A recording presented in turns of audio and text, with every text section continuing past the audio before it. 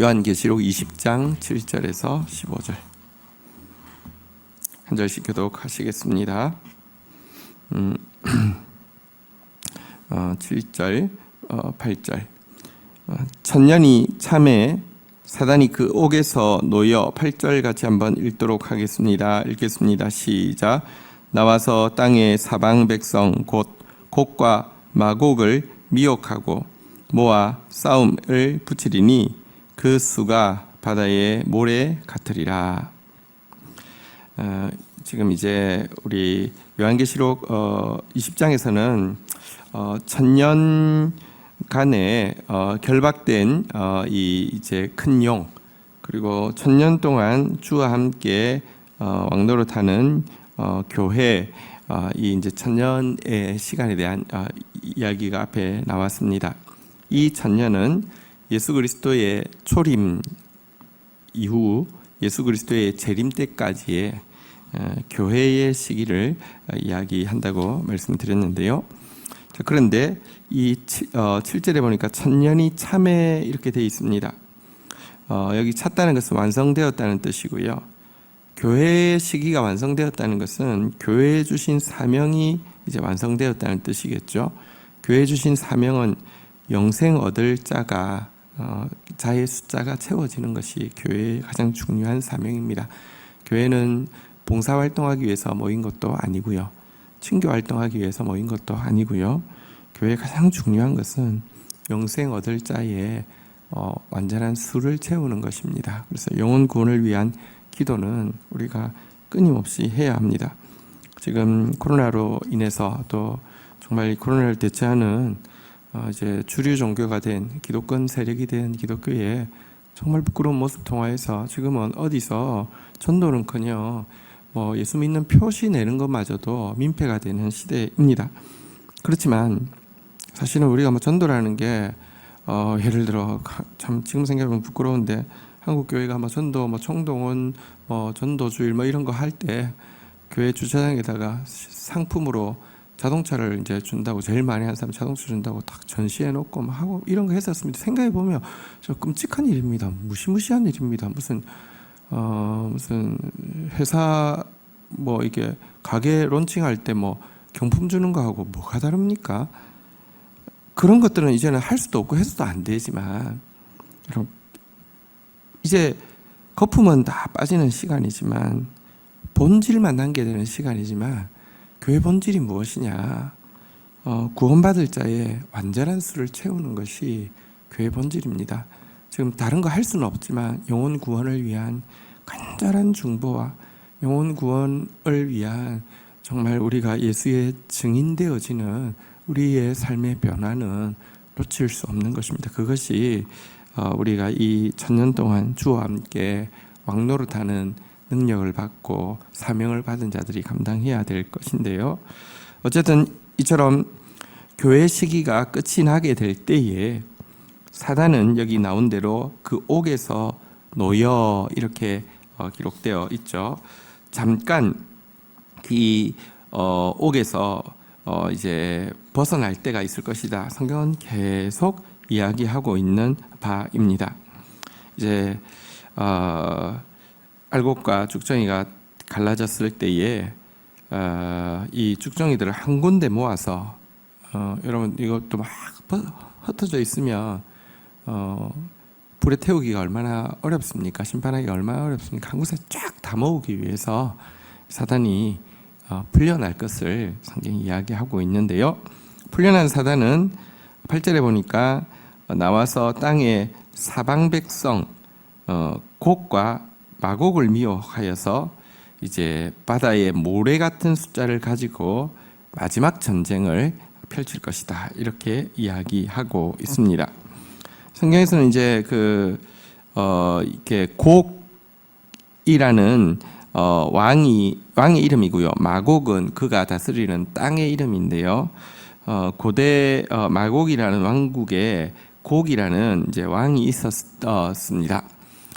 여기 이제 성경에 보면 이 마곡이 이제 위치가 어디 있는지도 나와 있고요. 또 이제 이 곡이 족보가 어떻게 되는지도 나와 있습니다. 고대에 있던 왕국인데 아마도 이 왕국이 굉장히 잔혹하고 또 이렇게 악명이 높았던 것 같습니다. 어쨌든 이 곡과 마곡, 다시 말하면 어떤 이제 마지막 때에 구심점이 되어가지고 사단이 구원받지 못한 모든 백성, 모든 지역 이런 사람들이 함께 모여서 이 전쟁을 하게 될 것에 대해서 이야기하고 있습니다. 앞에서는 아마겟돈 전쟁이 나왔죠. 무깃도 산에 언덕이 있는 곳에 몰려와 가지고 마치 무깃도 근처에 있는 제일 근처에 있는 산이 갈멜산인데요. 갈멜산에 이 바알 선지, 아세라 선지가 다 몰려와서 죽임 당한 것처럼 심판받는 이야기가 있었는데요. 그때는 지금 이제 큰 용이 이 직접 나타나서 전쟁이 하는 것이 아니라 그의 하수인인 이제 짐승들에 의해서 이제 이루어진 전쟁이라고 하며, 오늘 여기 곡과 마곡의 전쟁은 이제 그 큰 용에 의해서 이제 이렇게 진행되어지는 그런 전쟁이어서 시점에서는 차이가 있고요. 또 이것이 앞에서도 아마겟돈 전쟁이라는 게 딱 그 지역을 이야기한다고 보기는 어려운 것에 대해서 말씀을 드렸죠. 이스라엘의 대부분의 전쟁이 그 지역에서 일어나기 때문에 전쟁의 어떤 대명사였기 때문에요. 그런데 이제 곡과 마곡 같은 경우는 또 지역 자체가 좀 다르기 때문에 이것이 어쨌든 악한 자들을 미혹해서 이제 그 아주 마지막에 어떤 참혹한 어떤 전쟁의 이렇게 그 상징으로 사용되어지고 있음을 보게 됩니다. 자, 이제 우리 그 전쟁을 한번 보도록 하겠습니다. 9절, 10절 교독하겠습니다.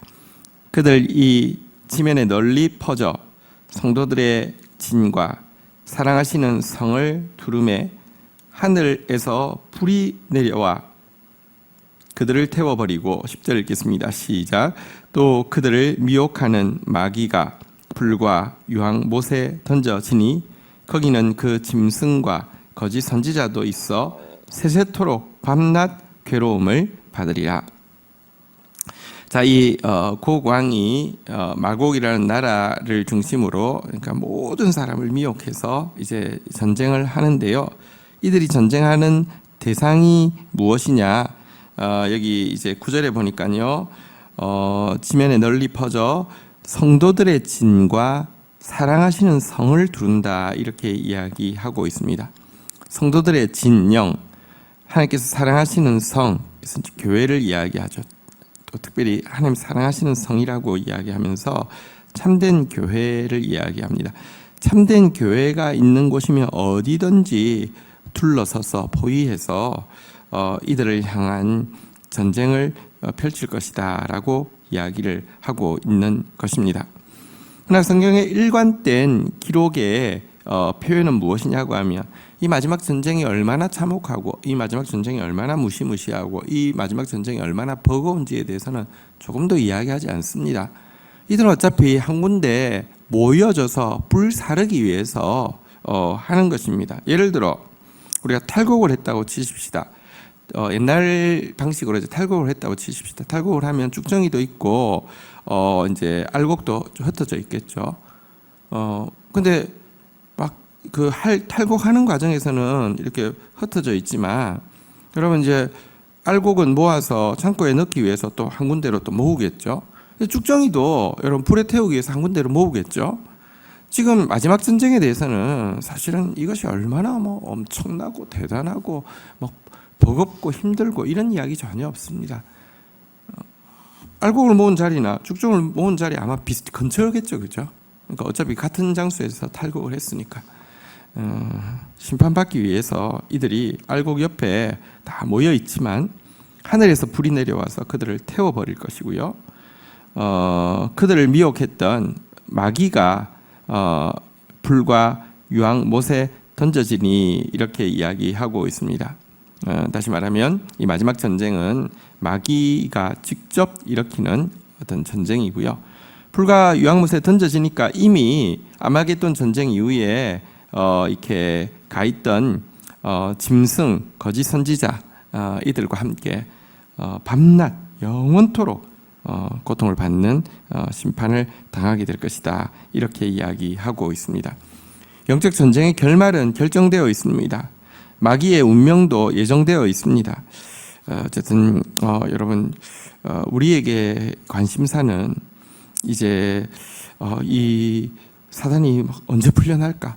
혹은 사단이 풀려나면 무슨 일이 있을까? 이것은 우리의 관심사에 둘 것도 없습니다. 우리의 유일한 관심사는 교회가 사명 완성하는 것입니다. 구원받을 자의 완전한 숫자가 채워지도록 영혼 구원을 위한 관심을 잃지 않는 것이고요. 그날에 하나님께서 사랑하시는 성이 되어서 참으로 하나님 사랑하시는 참된 교회로 남는 것이 우리의 유일한 관심사가 되어야 합니다. 자, 이제 이렇게 그 곡과 마곡, 이제 이 사단의 세력이 불못에 던져지는 부분 보았는데요. 자, 이제 11절부터 한번 좀 보도록 하겠습니다. 11절 우리 12절 보도록 하겠습니다. 또 내가 크고 흰 보좌와 그 위에 앉으신 이를 보니 땅과 하늘이 그 앞에서 피하여 간데 없더라. 12절 같이 한번 읽도록 하겠습니다. 시작. 또 내가 보니 죽은 자들이 큰 자나 작은 자나 그 보좌 앞에 서 있는데 책들이 펴 있고 또 다른 책이 펴졌으니 곧 생명책이라. 죽은 자들이 자기 행위를 따라 책들에 기록된 대로 심판을 받으니. 자, 이제 최후의 심판을 보게 됩니다. 크고 흰 보좌에 앉으신 심판주의 모습을 보게 됩니다. 이제 최후의 심판입니다. 의로 하나님의 그 깨끗한 말씀으로 이제 마지막으로 심판하실 예수 그리스도의 모습을 보게 되었는데요. 이 보좌에 앉으신 이를 보니까 땅과 하늘이 그 앞에서 피하여서 너무 두려워서 숨어서 오간데가 없을 정도였다라고 이야기하고 있습니다. 이 심판주의 위험이 얼마나 크든지요. 이 심판주 앞에서 땅도 하늘도 숨을 정도의 너무너무 큰 위험을 이제 보여주고 있습니다. 자, 이 심판대 앞에서 심판받을 자는 누구입니까? 큰 자, 작은 자 막론하고 심판을 받습니다. 신자, 불신자 막론하고 이제 심판을 받게 되는데요. 여기 보니까 죽은 자들이 그 보좌 앞에 서는데 이렇게 이야기되어 있죠. 이 말은 죽은 자들이 부활하여서 몸을 가지고 그 보좌 앞에 서게 된다는 말입니다. 모든 죽은 자들이 큰 자든지 작은 자든지 신자든지 불신자든지 상관없이 모두 몸으로 부활하여서 그 심판대 앞에 다시 서게 된다라고 이야기하고 있는 것입니다. 우리가 죽은 지 오래되어서 가루가 되어가지고 있는데 어떻게 부활하느냐, 몸으로 부활하느냐 이렇게 생각할 수 있는데요. 여러분 아무것도 없는데 요즘 과학이 많이 발전해가지고 그런 거 있잖아요. 공룡의 그 피가 모기가 피를 빨아먹었는데 그 모기가 그 호박 같은 게 보면 이제 뭐랄까요, 이제 그 보석 안에 이제 모기가 들어가 있는 수가 있잖아요, 그죠? 그럼 그 피 한 방울 해가지고 요즘 과학이 실제 이제 공룡을 이제 그 만들어낼 수 있는, 아직까지는 공상 영화지만 그 멀지 않은 기술이라고 하잖아요, 그죠? 여러분, 우리가 진흙에서 만들어진 존재인데 다시 몸을 입는다는 거, 이거 하나님께 있어서는 아무것도 아닙니다. 어쨌든 마지막 때에는 모두 몸으로 일단 부활한 상태에서 하나님 보좌 앞에서 서서 심판을 받는데요. 자, 이제 책이 두 가지 책이 펴져 있습니다. 하나는 생명책이고요. 하나는 자기의 행위를 기록한 책이 있습니다. 하나의 책은 생명책, 하나의 책은 행위의 책이 두 책이 펴져 있고, 이것 두 개 가지고 모든 사람을 심판한다, 이렇게 이야기하고 있습니다. 자, 그런데 이 심판에서 구체적으로 어떻게 이제 심판을 받는지 한번 보도록 하겠습니다. 13절 보도록 하겠습니다.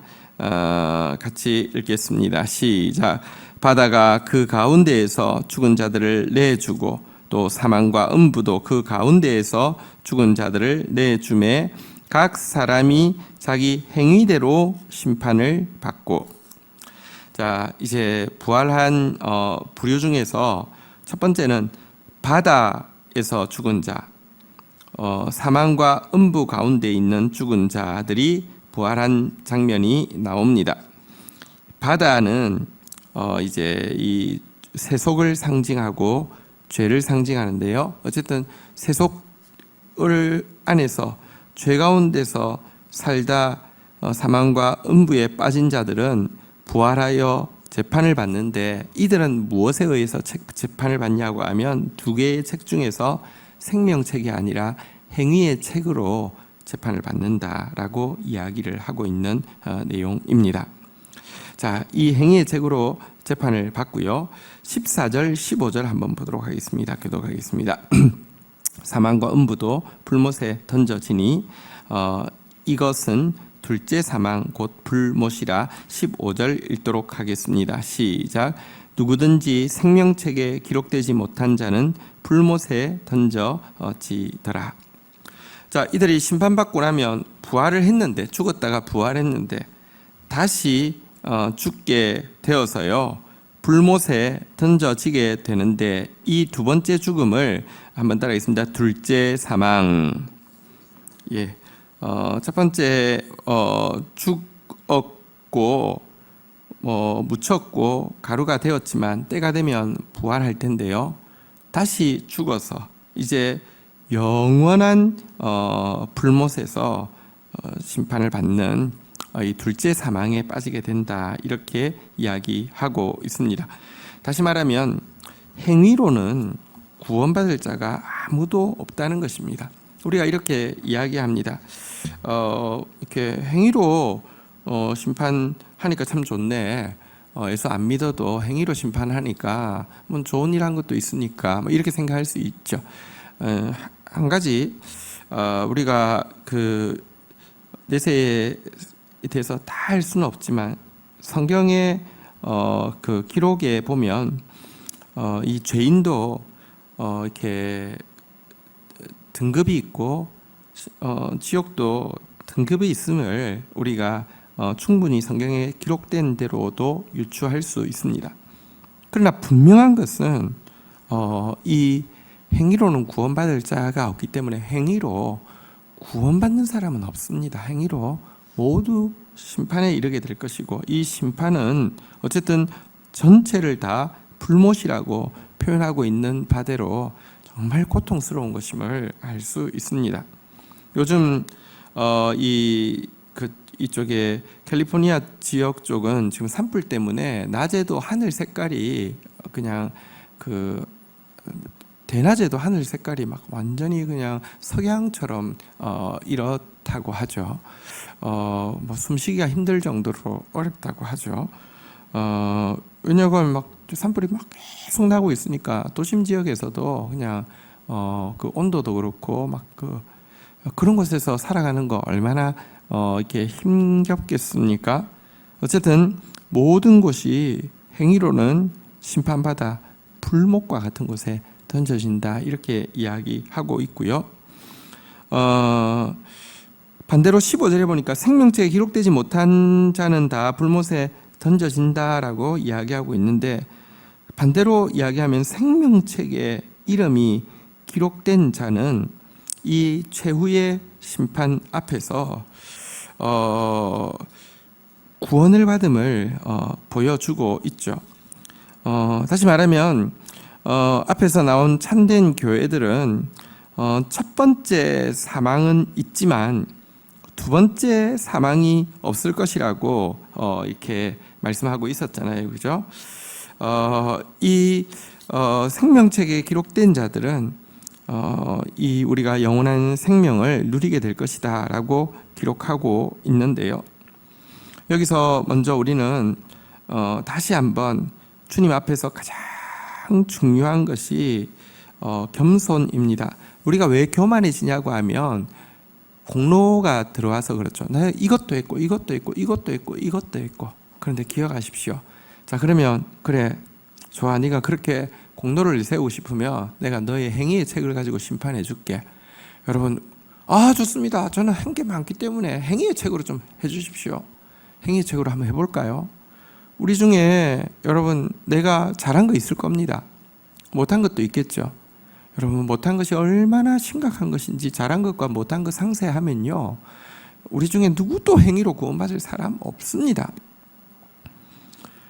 그렇다고 하면 우리가 내가 한 공로가 아무것도 아니라고 하면 하고 잊어버리십시오. 왜 그거 절대 놓지 못하고 계속 그것 가지고 자랑하고 싶고 내세우고 싶고 다른 사람들을 조종하고 싶어 합니까? 정말 하나님 앞에서 그래서는 안 됩니다. 행위로 구원받을 수 없다고 하면 믿음으로 구원받는다고 하죠.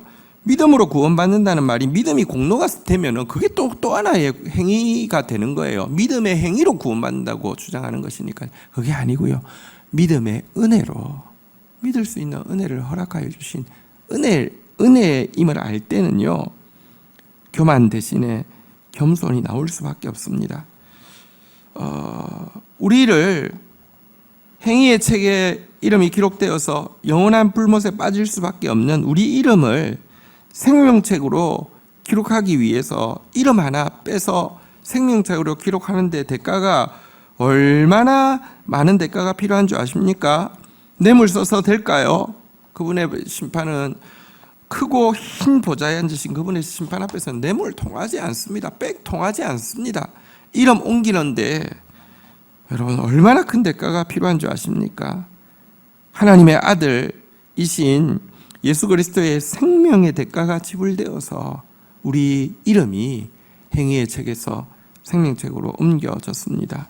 얼마나 감격하고 얼마나 감사해야 하며 얼마나 겸손해야 하는지, 그리고 이 구원을 받은 자로서 가장 힘쓸 것은 생명의 주이신 그분 앞에서 또 우리의 사랑하는 영혼들이 생명책에 기록되어지기 위하여서 정말 기도하는 것, 또 예수의 말씀으로 살아내는 것, 또 때가 될 때 예수의 말씀으로 그들에게 증인되어지는 것, 이것이 우리가 감당할 일이지, 나 예수 믿었으니까, 예수 믿는 행위가 있으니까 구원받았어, 구원은 따놓은 당상이야, 그때부터는 구원이 싸구려가 되어지고 나서는요, 이미 구원받았으니까 어떻게 살지? 이 세상에서 잘 살아야지. 돈, 권력, 쾌락, 어차피 천국은 따놓은 거니까, 어차피 용서받은 거니까, 응? 내가 이렇게 남부럽게 남이 날 부러워할 정도로 어차피 또 용서받았으니까 세상 재미는 다 보고 살아야지. 이런 비천한 자들은 주의 심판이 얼마나 큰지도 모르고, 심판에서 내 이름 생명책으로 옮겨주시기 위한 예수의 공로가 얼마나 큰지도 모르고, 그리고 내 행위가 얼마나 악한지도 모르는 자에 지나지 않습니다. 오늘 이 생명책에 기록된 사람으로 감격하며 또 겸손하게 또 생명의 역사를 위하여서 또 기도하는 그런 사람으로 살아드리는 하루가 되기를 주의 이름으로 축복합니다.